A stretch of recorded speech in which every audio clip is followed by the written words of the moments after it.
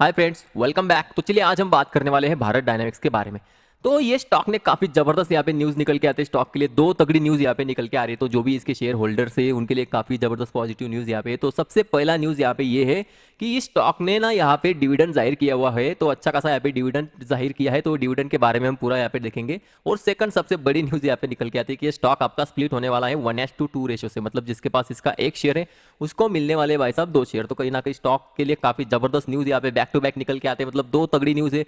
तो देखते हैं अभी आगे इसका पूरा हम विश्लेषण करेंगे कि इस स्टॉक में आपको इन्वेस्टमेंट करना है या नहीं करना। मतलब अभी जो करंट प्राइस यहाँ पे ट्रेड कर रहा है ना, ये मंथली टाइम फ्रेम का चार्ट अभी इसका लगाया हुआ है। पूरा यहाँ पे हम डिटेल में देखेंगे, टेक्निकल एनालिसिस कर लेंगे। उसके बाद में इसका पूरा फंडामेंटल हम चेक कर लेंगे कि कंपनी किस तरीके से यहाँ पे ग्रोथ कर रही है, आगे आने वाले दिनों में यहाँ पे कुछ ग्रोथ नजर आती है या नहीं। पूरा यहाँ पे हम डिटेल में डिस्कशन करने वाले हैं। जो अभी करंट शेयर होल्डर है वो यहाँ पे क्या करे, एग्जिट करना है या बने रहना है, या फिर जो नई यहाँ पे इन्वेस्ट करना चाहते हैं तो उनके लिए ये वीडियोस काफ़ी ज़्यादा हेल्पफुल होने वाली है। तो प्लीज़ वीडियो अंत तक ज़रूर देखना। तो चलिए यहाँ पे स्टार्ट करते हैं। तो चलिए सबसे पहले ना हम न्यूज़ कवर कर लेते हो। देखिए यहाँ पे Bharat Dynamics gain 2% on board not to stock split and interim dividend. मतलब ये जो दो न्यूज़ है उसकी वजह से क्या है, ऑलरेडी 2% अपसाइड भाग चुका है। ठीक है, 2% कुछ ज़्यादा नहीं है। अभी ये जानते हैं कि ये स्टॉक्स कितना यहाँ पे डिविडेंड देने वाला है। तो स्टॉक आपको डिविडेंड देने वाला है 8.85 पर शेयर का यहाँ पे डिविडेंड मिलने वाला है। 8.85 रुपीज़ का यहाँ पे आपको अच्छा खासा डिविडेंड पर शेयर मिलने वाला है। तो कहीं ना कहीं अगर आप स्टॉक की जो वैल्यू है उससे अगर आप कंपेयर करोगे तो लगभग ये आता है आपका 0.5%। ठीक है, तो कहीं ना कहीं अच्छा डिविडेंड यहाँ पे माना जाता है। ये आपका अंतरिम डिविडेंड है। और यहाँ पे जो बड़ी न्यूज़ है वो है आपकी यहाँ पे 1:2 ये स्प्लिट होने वाला है। वो देखिए इसका जो फेस वैल्यू है पहले 10 था, अभी हो जाएगा 5, क्योंकि ये 1:2 यहाँ पे स्प्लिट हो रहा है। तो कहीं ना कहीं काफ़ी ज़बरदस्त यहाँ पे न्यूज़ निकल के आ रही है। देखिए अभी बात कर लेते हैं हम इसके थोड़े फंडामेंटल्स की। कंपनी का मार्केट कैप देखिए कितना है, 30,900 करोड़ के आसपास इसका कुछ मार्केट कैप है। तो कहीं ना कहीं ये मिड कैप में आती है, स्मॉल कैप नहीं है, मिड कैप है, ना ही लार्ज कैप है। ठीक है, तो मिड कैप में आती है तो अच्छा खासा यहाँ पे हमें पोटेंशियल दिखता है। क्योंकि आपको पता हो ज़्यादातर जो लॉन्ग टर्म में जो ज़्यादा रिटर्न मिलते हैं ना वो एक तो स्मॉल एंड मिड कैप में ही मिलते हैं। तो मिड कैप क्यों, क्योंकि मिड कैप आपका जो रहता है ना, मिड कैप थोड़ा सा आपका सेफ इन्वेस्टमेंट रहता है। यहाँ पे रिस्क जो है स्मॉल कैप के हिसाब से रिस्क काफ़ी थोड़ा कम रहते हैं और ग्रोथ भी आपको अच्छा खासा मिल जाता है। तो देखते हैं यहाँ पे इसका जो पी है अभी 64.8 के पी पे ट्रेड कर रहा है। और इनका जो सेक्टर का जो पी है ना, सेक्टर पी इसका कुछ था 54 के आसपास में कुछ है। तो कहीं ना कहीं थोड़ा सा ओवरबॉट यहाँ पे हमें पी के हिसाब से दिख रहा है, लेकिन होगा भी क्योंकि कंपनी अगर अच्छी है तो वहाँ पे प्रीमियम बनता है। अभी बात करते हैं यहाँ पे return on capital employed 15.6 and return on equity 11.3। तो कहीं ना कहीं ठीक ठाक है, बुरे नहीं है और ना ही ज़्यादा तोड़ फोड़े। तो एवरेज में इसको मारूंगा अच्छा खासा है। बुक वैल्यू 184, काफ़ी स्ट्रांग बुक वैल्यू है इनकी। मतलब इनको ऑर्डर्स काफ़ी ज़्यादा है, ऑर्डर बुक इनका एकदम स्ट्रांग है। और उसके बाद में आप देख सकते हो डिविडेंड टिल 0.55%, ठीक ठाक डिविडेंड भी देता है। फेस वैल्यू देख सकते हो आप, अभी 10 है, ये चेंज होके आ जाएगी इसकी लगभग 5 के आसपास में, क्योंकि 1:2 का रेशो से ये स्प्लिट होने जा रहा है। तो चलिए यहाँ पे आगे देख लेते हैं। देखिए कंपनी के हम थोड़े से क्वार्टरली रिजल्ट्स पे नज़र डालते हैं, क्योंकि काफ़ी ज़्यादा इंपॉर्टेंट है। अभी तो आपने देख लिया कि इतना डिविडेंड वगैरह दे रहा, लेकिन कंपनी अभी करंटली क्या कर रही है, इनका जो नेट प्रॉफिट है वो ईयर ऑन ईयर इंक्रीज हो रहा है या नहीं, क्वार्टर ऑन क्वार्टर इंक्रीज हो रहा है या नहीं, हमें चेक करना काफ़ी जरूरी है। ठीक है, तो देखते हैं यहाँ पे सीधा नेट प्रॉफिट पे आ जाइए। 2020 दिसंबर में क्या था, 49 करोड़ का इन्होंने जनरेट किया था उनका प्रॉफिट, नेट प्रॉफिट की बात कर रहा हूँ सीधा। उसके बाद में आप देख सकते हो मार्च 2021 में 260 करोड़, काफ़ी ज़्यादा जंप हमें यहाँ पे देखने को मिला, लगभग 5x का जंप यहाँ पे देखने को मिला था। और उसके बाद में स्टॉक ने भी यहाँ पे अच्छा खासा जंप आपको देखने को मिला हुआ था स्टॉक प्राइसेस में। लेकिन उसके बाद यहाँ पे लॉस, फिर सेम, उसके बाद में फिर से जंप। तो कहीं ना कहीं ये जो है ना मार्च और दिसंबर का क्वार्टर, ये जो मार्च का क्वार्टर रहता है ना इसका, उसमें रिजल्ट्स इसके स्ट्रांग आते हैं। देख लेते हैं यहाँ पे भी मार्च में स्ट्रांग रिजल्ट्स थे। तो कहीं ना कहीं एक्सपेक्टेशन तो ये है कि मार्च 2024 में भी इसके रिजल्ट्स काफ़ी स्ट्रांग आ सकते हैं as compare to other quarters. और जिसकी वजह से क्या हो सकता है कि जो नए इन्वेस्टर है या फिर यहाँ पे कहीं ना कहीं लोग ज़्यादा इसको बाय करने के लिए आ सकते हैं। मतलब स्टॉक जो है अगर अच्छे रिजल्ट्स अगर दिखाएगा आपको, क्वार्टर ऑन क्वार्टर अगर इंक्रीज करके दिखाएगा, और न्यूज़ चैनल वाले भी अगर यहाँ पे इसको बड़ा चढ़ा के दिखाएंगे, तो कहीं ना कहीं यहाँ पे लोगों के दिल में एक फोमो की फीलिंग यहाँ पे आ सकती है। और ऊपर से स्टॉक के लिए काफ़ी ज़बरदस्त न्यूज़ है भाई, एक तो डिविडेंड दे रहा है और एक तो स्टॉक आपका स्प्लिट हो रहा है। तो कहीं ना कहीं मेरे हिसाब से स्टॉक आने वाले 1 महीने के भीतर में अच्छी खासी हमें रैली देखने को यहाँ पे मिल सकती है। तो देखते हैं आगे। और ये तो हो गया इनका अर्निंग का, आपको बता दिया, कुछ खास यहाँ पे नजर नहीं आता। बस मार्च क्वार्टर भी इनका अच्छा खासा बढ़ के आता है, बस वही है।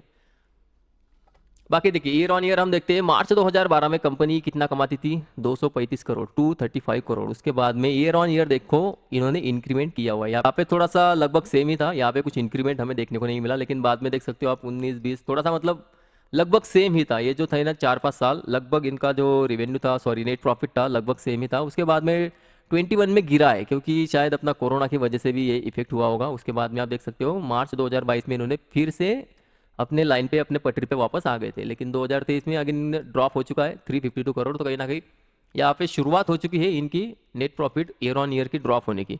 अभी देखते हैं, टेंटेटिव यहाँ पे 477 दिखा रहा है, तो कहीं ना कहीं ये अच्छी बात है। लास्ट ईयर से ये थोड़ा बढ़ के आ रहा है तो अच्छी बात है, ठीक है। तो यहाँ पे हम डिप मान सकते थे, कुछ टेक्निकली कुछ हुआ होगा जिसके कारण थोड़ा डिप आ गया। अभी अगर ये कंटिन्यू कर पाता है इसी को, और अगर यहाँ पे हमें और बढ़त अगर देखने को मिलती है, तो कहीं ना कहीं कंपनी को अच्छा खासा यहाँ पे शेयर प्राइस में मुनाफा हो सकता है। तो चलिए अभी बात कर लेते हैं इनके शेयर होल्डिंग पैटर्न की। तो शेयर होल्डिंग पैटर्न में आप देख सकते हो कि प्रमोटर के पास लगभग 75% की स्टेक जो है प्रमोटर के पास है, तो काफ़ी यहाँ पे स्ट्रॉन्ग प्रमोटर होल्डिंग है। तो इसके कारण, और देखिए यहाँ पे इन्होंने बेचा भी नहीं है, तो कहीं ना कहीं ये अच्छी खासी यहाँ पे पॉजिटिवली हम इसको ले सकते हैं कि प्रमोटर का खुद का स्टेक यहाँ पे लगभग 75% के आसपास है, तो अच्छा है यहाँ पे। बाकी देख लेते हैं यहाँ पे एफ का स्टेक कितना है। एफ ने अगर इस मार्च 2021 से अगर आप कंपेयर करोगे तो एफ ने लगभग यहाँ पे खरीदा हुआ है, देख सकते हो आप। Year on year, quarter on quarter इनका जो है ना स्टेक बढ़ता ही जा रहा था, लेकिन अभी फिलहाल इन्होंने सितंबर 2023 से स्टेक थोड़ा कम किया हुआ है। अभी देखते हैं मार्च में कितना आएगा, लेकिन उतना कम नहीं है, अभी भी लगभग वो हाई पे ही है जितना उन्होंने ऑलरेडी 3.24 के आसपास का कुछ उन्होंने हाई लगाया था, लगभग 3.36 का, सॉरी। तो लगभग उसके आसपास में ये कुछ ज़्यादा यहाँ पे हमें बेचा हुआ नहीं नज़र आ रहा है। तो अभी भी एफ इस स्टॉक में बने रहना चाह रहे हैं। बाकी बात कर लेते हैं डी की। तो डी देखिए यहाँ पे डी ने बेचा हुआ है, डी ने बेचा है और एफ ने खरीदा है। सिंपल यहाँ पे दिख रहा है हमें, डी बेचा हुआ है और अभी डी ने थोड़ा सा खरीदा हुआ है यहाँ पे लास्ट क्वार्टर में, कुछ ज़्यादा इंपैक्ट नहीं पड़ता।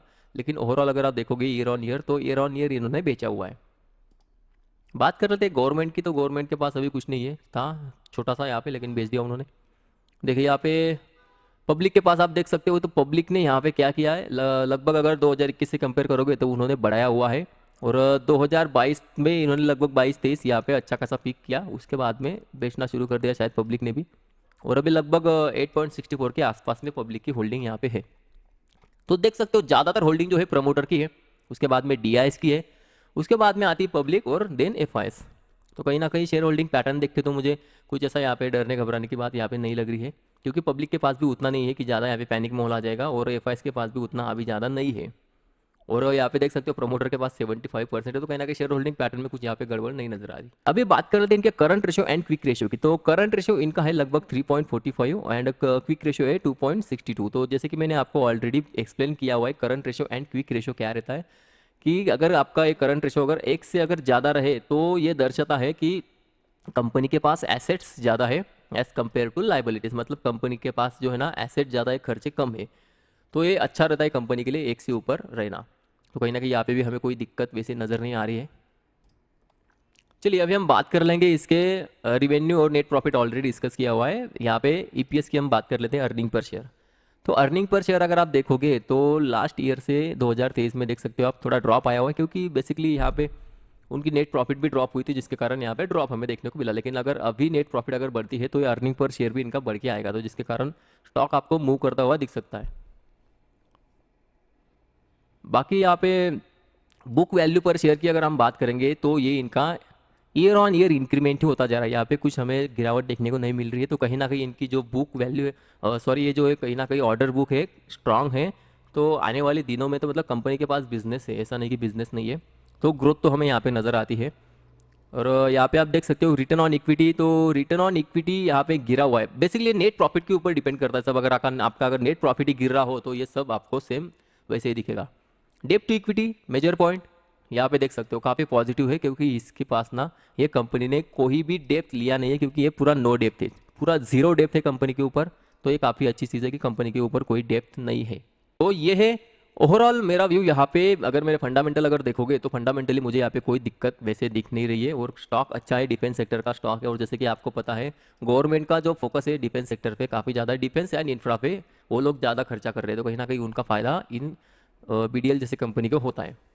तो ओवरऑल फंडामेंटली मुझे कोई दिक्कत वहाँ पे नज़र नहीं आ रही है। अभी बात कर लेते हैं टेक्निकली। तो टेक्निकली अगर आप देखोगे, ये मैंने 1 का यहाँ पे चार्ट लगाया हुआ है क्योंकि आपको समझने में आसानी हो इसलिए। देखिए 2022 में जैसे स्टॉक ने ब्रेकआउट दिया लगभग 500 के लेवल को, देखिए ये वाला लेवल 400-500 का जो लेवल था ना, उसको जैसे ही ब्रेकआउट किया तो वहाँ से स्टॉक लगभग आपका 2000 के लेवल को टच किया, मतलब ये लगभग 4x हो चुका था। फिर वहाँ से थोड़ा सा प्रॉफिट बुकिंग देखने को मिली, और अभी करंटली जो सपोर्ट ले रहा है वो 1550 के आसपास में कुछ इसका अच्छा खासा सपोर्ट निकल के आ रहा है। तो अभी करंटली ये जो स्टॉक है ना 1880 से लेके 1550 के बीच में ये स्टॉक कंसोलिडेशन कर रहा है। तो अभी देखते हैं, आई होप कि ये स्टॉक ना थोड़ा सा और कंसोलिडेशन को जारी रखे। और अभी ये जो न्यूज़ आई है, ये न्यूज़ की वजह से अगेन क्या करेगा, नेक्स्ट मंथ में शायद ये स्टॉक आपको फिर से 1800-1900 के लेवल फिर से दिखा सकता है। तो अभी हम इसको वन डे टाइम फ्रेम पे लगा लेते हैं, एकदम आसानी हो जाएगा। देखिए यहाँ पे वन डे टाइम फ्रेम के, देखिए यहाँ पे ना, देखिए यहाँ पे वन डे टाइम फ्रेम में आप देख सकते हो कि 1550 पे इसका अच्छा खासा सपोर्ट हमें देखने को मिल रहा है। और रेजिस्टेंस भाई साहब 1950 1900 ये जो रेंज है ना, लगभग 1880 1900, वहीं पे आपका अच्छा खासा रेजिस्टेंस निकल के आता है। तो कहीं ना कहीं अब ये स्टॉक यहाँ से अगेन सपोर्ट लेता हुआ दिख रहा है, और यहाँ से अगेन ये ना इस लेवल को टच करने के लिए जा सकता है। कहीं ना कहीं ये जो, अगर आप ऐसा बॉक्स बनाओगे तो इस बॉक्स के अंदर ये कंसोलिडेट कर रहा है, तो ये वापस रेजिस्टेंस के पास जा सकता है। तो मेरे हिसाब से तो कंपनी में कोई दिक्कत यहाँ पे नहीं है। बस ये है कि यहाँ पे इतनी ज़्यादा तोड़फोड़ तेजी नहीं हुई है। ये जो स्टॉक है कंसोलिडेशन जोन में है, बस सपोर्ट से रेजिस्टेंस तक जा सकता है। ठीक है, तो छोटा मोटा स्विंग ट्रेडिंग वगैरह करना हो तो आप इसमें इनिशिएट कर सकते हो, वो भी अपने खुद के एनालिसिस करने के बाद। ठीक है, ओनली मेरे एनालिसिस के ऊपर डिपेंड मत रहो, खुद से भी यहाँ पे रिसर्च करो, और आपको अगर सही लगे तो ही इन्वेस्ट करो। ठीक है, ये किसी भी तरीके का बाय या सेल रिकमेंडेशन बिल्कुल भी नहीं है। तो आई होप आपको आज की वीडियो अच्छी लगी होगी। अगर वीडियो अच्छी लगी हो तो प्लीज़ लाइक करिए, चैनल को सब्सक्राइब करिए। तो आज के लिए बस इतना ही, मिलते हैं नेक्स्ट वीडियो में।